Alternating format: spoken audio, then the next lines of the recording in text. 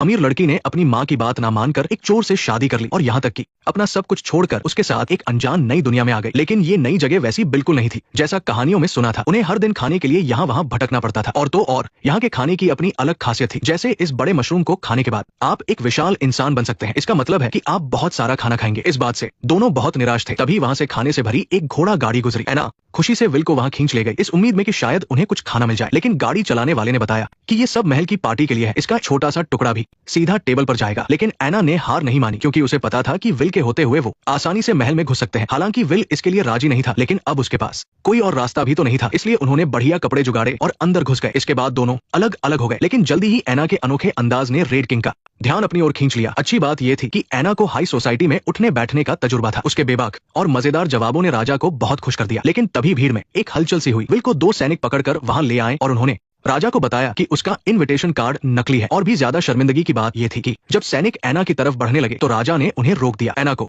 अपनी आंखों पर यकीन नहीं हो रहा था। इतने लोगों के सामने इस बेइज्जती ने एना को शर्मसार कर दिया और उसे वहां से चुपचाप जाना पड़ा। विल को भी सैनिकों ने महल से बाहर फेंक दिया, लेकिन वो काफी खुश था। क्या सच में वे किडनैप हो गए हैं? नहीं, हमने उन्हें किडनैप किया है। कम से कम एक हफ्ते तक हमें उन बकवास चीजों की चिंता नहीं करनी पड़ेगी। क्या ये कपड़े सही लग रहे हैं? हाँ, चलो चलते हैं। हम उस लाल वाले कमरे में जाएंगे। लेकिन वहां से जाते हुए विल ने इस बात पर ध्यान नहीं दिया कि एना महल को किस लालच भरी नजरों से देख रही थी। वापस आने के बाद एना के लिए ये गरीबी बर्दाश्त करना मुश्किल हो रहा था। उसने विल से महल के गहने चुराने में मदद करने को कहा। उसका मानना था कि ये भी अमीरों से लूट कर गरीबों में बांटने